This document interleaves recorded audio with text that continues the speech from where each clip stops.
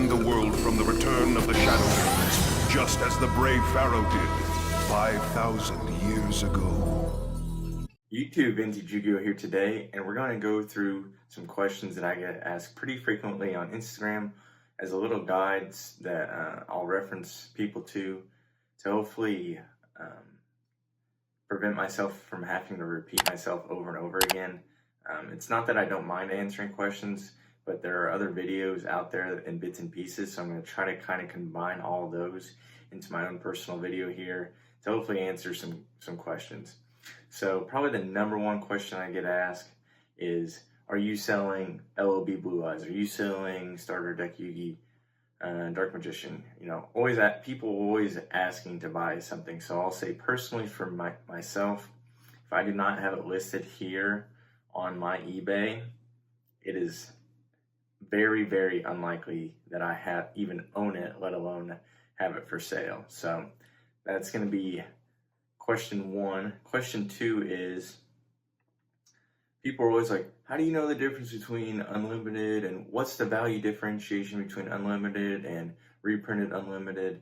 So here in a video that I did, if you see these little stars here on this polymerization, all 2017 reprints have these little stars in the Eye of Anubis down here. So also, if there's any change in text, so see the description for polymerization here is 4 lines. The original polymerization was just barely over a line worth of text.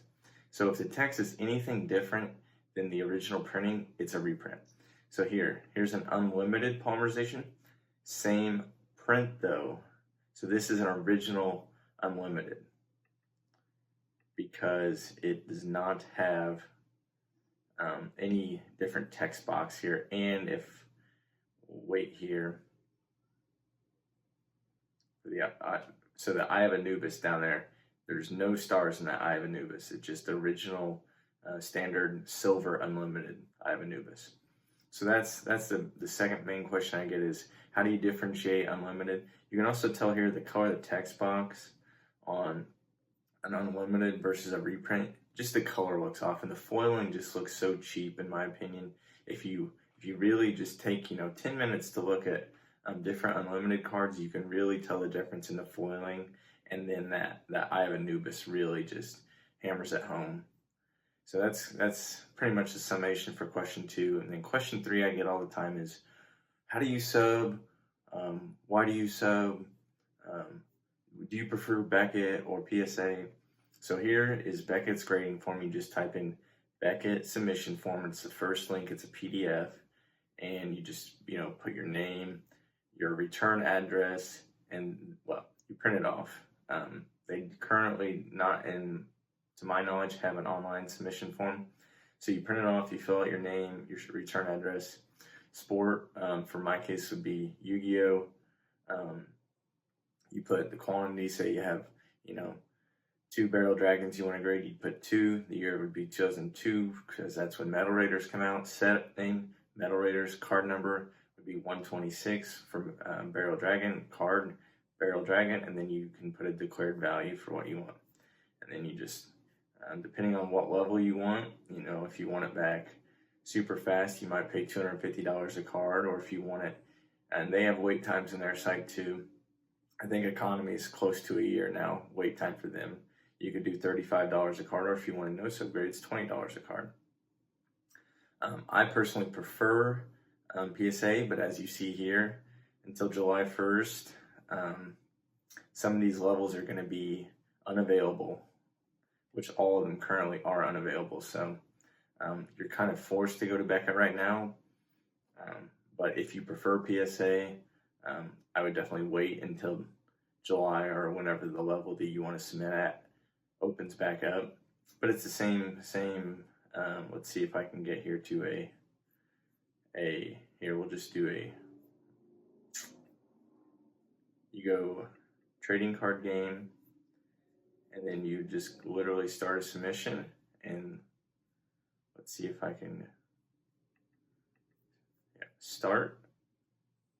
And then I already have some submissions that I've started on a while back. that probably aren't valid anymore. It would just be a regular size card.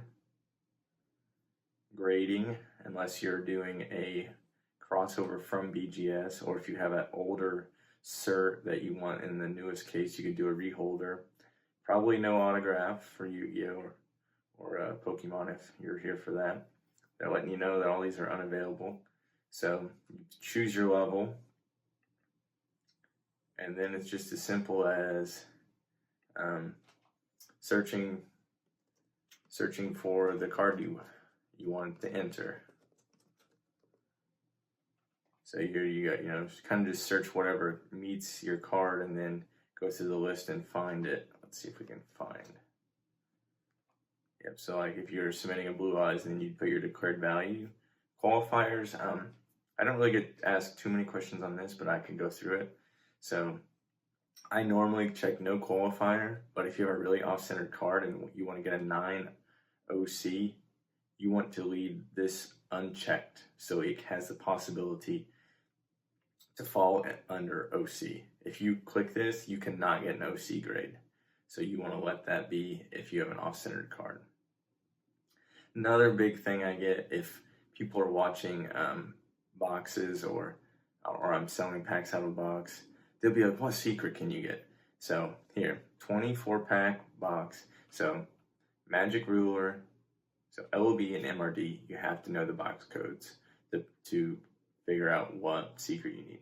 And then Magic Ruler, Pharaoh's Servant, Labyrinth of Nightmare, Legacy of Darkness, Pharaonic Guardian, and Dark Crisis all have 24 and 36-pack boxes.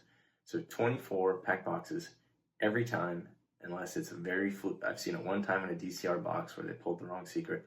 In a 24-pack box, you can pull the 000 secret if there's a 24 or 36-pack option. Like I said, in Metal Raiders, LOB, and then Ancient Sanctuary and IOC are the same way. Magician's Force also has 24 and 36. In a 24-pack box, you can pull the 000 secret rare. It's not a guarantee that you pull it, but if you pull one, it's going to be that one. So here we have a Pharaoh's Servant 36-pack box. In this box, if you pull a secret, it is going to be Imperial Order. Same with Magic Ruler. If you have a 24-pack box, you have the chance to pull Blue Eyes Toon. If you have a 36-pack box or blisters also generate the last card in the set, the last secret. So if you had a blister of Magic Ruler, you could pull Serpent Night Dragon.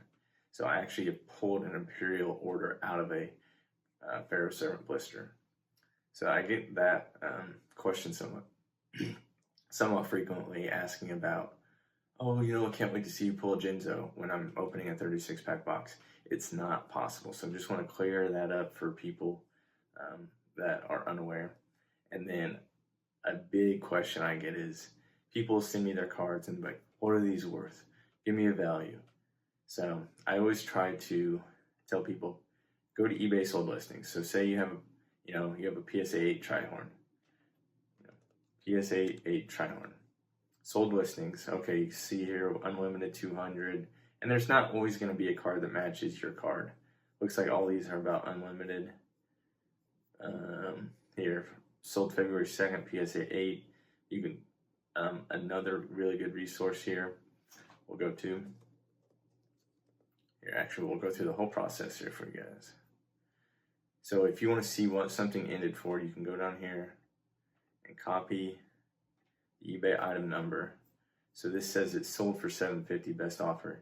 You can go to slabwatch.com and you can paste in that item number and you can check to see what it actually sold for. So this is another really great tool. So it was offered for $750, but it actually sold for $710. So that's a great tool to see if you have PSA cards, eBay sold listings, 100%. And if you guys are unaware, you have to scroll down here and click on completed and sold items. Check those boxes. Or see now here, we're just going to get current listed items on eBay. So if you want to look at sold items, you have to go down here and click on sold items, and that'll show you previously sold items, and you can sort them based on price, when it ended, things like that. So that would be the number one option for PSA cards. And for ungraded cards, I would probably say TCG Player.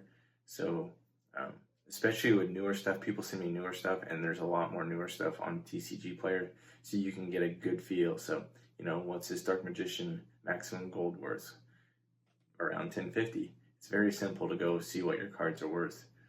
And then if you have cards that you think are real, but you compare them to other cards, if there's anything different, first edition, font, the bordering, the hollow, it's probably fake. And, you know, myself and others have to tell these people that think they are sitting on a gold mine all the time that your cards are fake. And, you know, people get upset because, you know, no one wants to be told that what you think's worth thousands of dollars is actually fake. But if it's different, it is not made by Konami. It was not printed by Konami. You don't have some weird misprinted item. I mean, I'm sure there, you know, less than 1% of the time there might be something, you know, actually legit, but 99.9% of the time, if you have a Triune Dragon and it doesn't look like, you know, this Triune Dragon right here from LOB, if you have an LOB Trihorn and it does not look like this LOB Trihorn, it is fake. And there are fake LOB cards.